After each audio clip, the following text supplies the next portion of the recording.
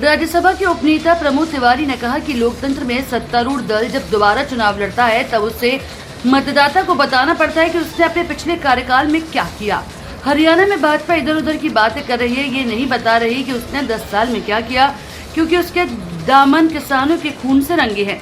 बेरोजगारी और महंगाई चरम सीमा पर है। अग्निवीर जैसी योजना लाकर युवाओं के साथ धोखा किया है। देश की सेना के सर्वाधिक बहादुर और बलिदान देने वाले हरियाणा प्रदेश का अपमान किया। किसानों पर इतने जुल्म ढाए कि दिल्ली बॉर्डर पर चले किसान आंदोलन के दौरान 750 किसान शहीद हो गए। सुप्रीम कोर्ट ने चुनावी बॉन्ड में लिस्ट सार्वजनिक करके बता दिया कि भारतीय जनता पार्टी की सरकार भ्रष्टता में। उन्होंने कहा कि ये सिर्फ कांग्रेस ही नहीं बल्कि हरियाणा की जनता में भी मौजूद विधानसभा चुनाव लड़ रही है और उसे संकल्प भी है कि भाजपा का पाप का घड़ा फोड़ेंगे, इस प्रकार सरकार को खड़ेंगे। तिवारी पटौदी चौक स्थित भगवान परशुराम भवन में सामाजिक समस्या समिति की ओर से कांग्रेस प्रत्याशी मोहित मदनलाल ग्रोवर के समर्थन में जनसभा को संबोधित कर रहे थे।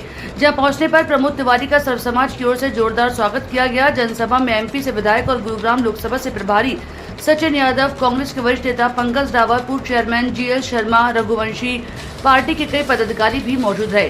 तिवारी ने कहा कि पिछले 10 साल से सत्ता में काबिज भाजपा सरकार हरियाणा को हिसाब दे, न कि कोई बड़ी परियोजना स्थापित की, ना ही कोई बड़ा उद्योग लगाया, ना पावर प्लांट लगाया और ना कोई IMT, ना कोई शहर, ना बड़ी यूनिवर्सिटी, ना कोई कंप्लीट मेडिकल कॉलेज और ना ही कोई PGI, ना मेडिकल यूनिवर्सिटी बनाई।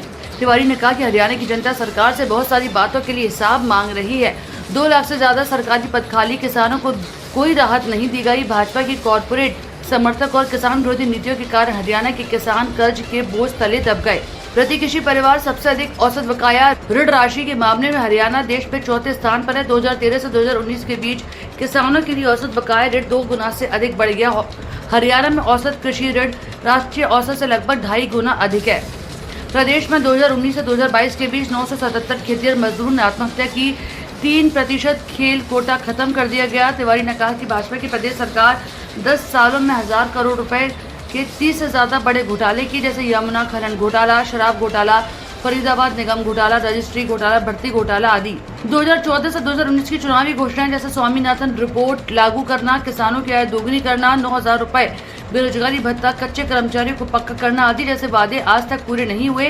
प्रदेश की सरकार ने देश की सबसे विकसित अर्थव्यवस्था को चौपट कर दिया। प्रति व्यक्ति आय, प्रति व्यक्ति निवेश एवं रोजगार सृजन एवं नंबर 1 हरियाणा बेरोजगारी में नंबर 1 और निवेश में फिसड्डी बन गया।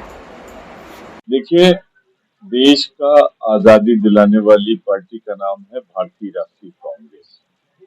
देश को आज गुलाम भारत के बाद जब आजाद भारत हुआ, नवनिर्माण करके दुनिया की 5 महाशक्ति बनाने वाली पार्टी का नाम है कांग्रेस।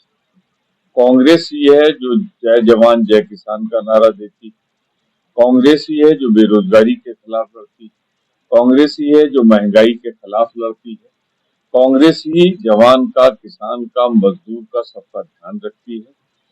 कांग्रेस में ही ताकत है कि सबको साथ लेके चल सकती है। दूसरी किसी पार्टी में यह ताकत नहीं कि सबको साथ लेके चल सके। तो इसलिए मेरा एक आग्रह होगा कि आगामी चुनाव में एक हवा चल रही कांग्रेस के पक्ष में, आने वाले एक हफ्ते में इस हवा को आंधी बना देना है और कांग्रेस को 3/4 बहुमत से हरियाणा में सरकार बना। अब कांग्रेस का चुनाव जनता लड़ रही है और जहां जब जनता चुनाव लड़ती है तो वहां जीत निश्चित है। हरियाणा में भारी बहुमत से कांग्रेस की सरकार आ रही है। आपने देखा होगा कि आज जो सामाजिक समरसता सम्मेलन था, हजारों की संख्या में बहन भाई और युवा यहाँ पे एकत्रित होकर मोहित जी को और माननीय तिवारी जी को सुनने के लिए आए। और मैं ये कहता हूँ कि गुरुग्राम में इस वक्त भाजपा की लहर बन रही है और हरियाणा में हम भारी बहुमत से 2/3 बहुमत से कांग्रेस की सरकार। 10 साल का हिसाब आज जनता मांग रही है। पूर्ण बहुमत की कांग्रेस की सरकार बनने जा रही है। किस तरीके से आप देखिए आज जनता का रुझान, जनता के मन में आज केवल और केवल कांग्रेस पार्टी है और धूम धड़ाके के साथ आज कांग्रेस की सरकार हरियाणा में स्थायी रूप से बनने जा रही है। कार्यक्रम हो रहे हैं, वहाँ पे जनता उमड़ के जनसभा के रूप में आ रही है, क्या कुछ जनता कांग्रेस की तरफ टकटकी लगाकर देख रही है। 8 तारीख का इंतजार, उसके बाद वही शासन, वही विकास का पहिया दौड़ेगा जो कांग्रेस शासन में पहले दौड़ा कर। ध्यान करेंगे हुड्डा साहब के समय में मेट्रो आई, हुड्डा साहब के समय में कांग्रेस की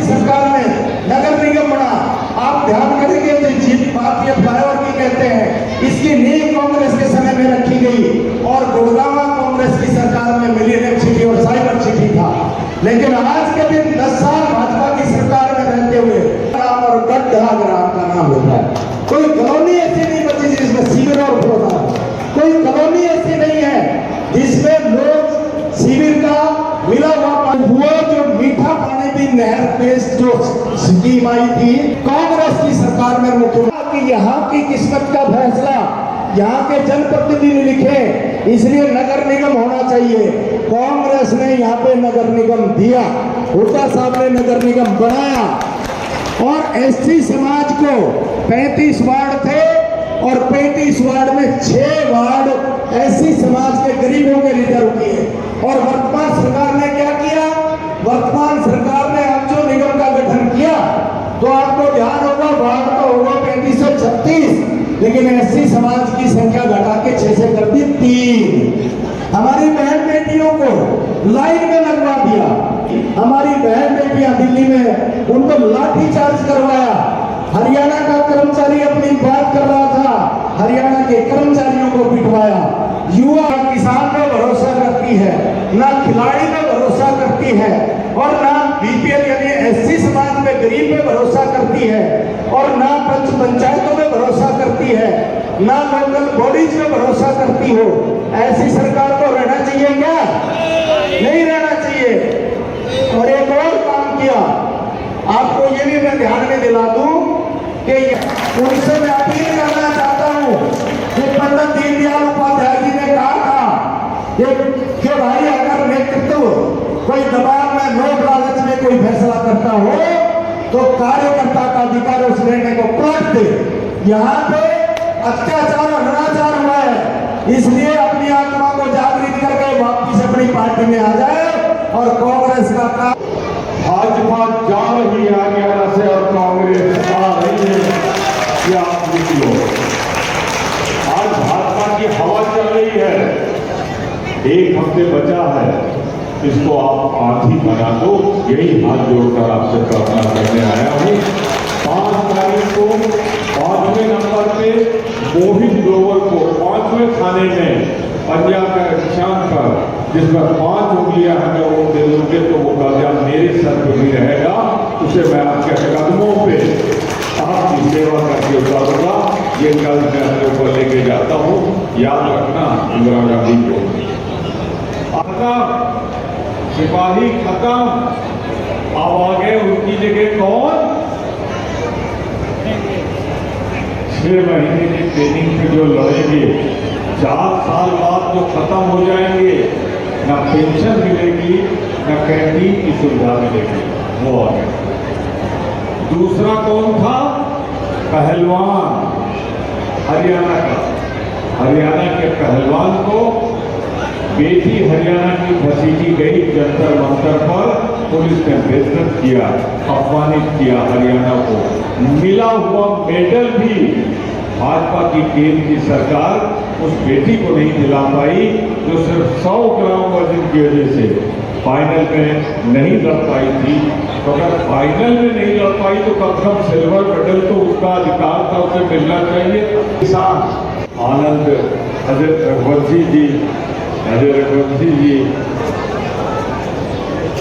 पंकज ग्रामर जी, सुनीता सहरावत जी, पुष्पा शर्मा जी, सुबेश सिंह यादव जी, मुकेश जगत जी, बस्ती राय, महेश वशिष्ठ जी का सबसे पहले तो अपने आने का उद्देश्य बता दूं कि इसलिए मैं हाजिर हुआ हूँ आपके दरबार में। मैं अपने प्रत्याशी मोहित, जो कांग्रेस के प्रत्याशी मोहित ग्रोवर जी को आप आज से बात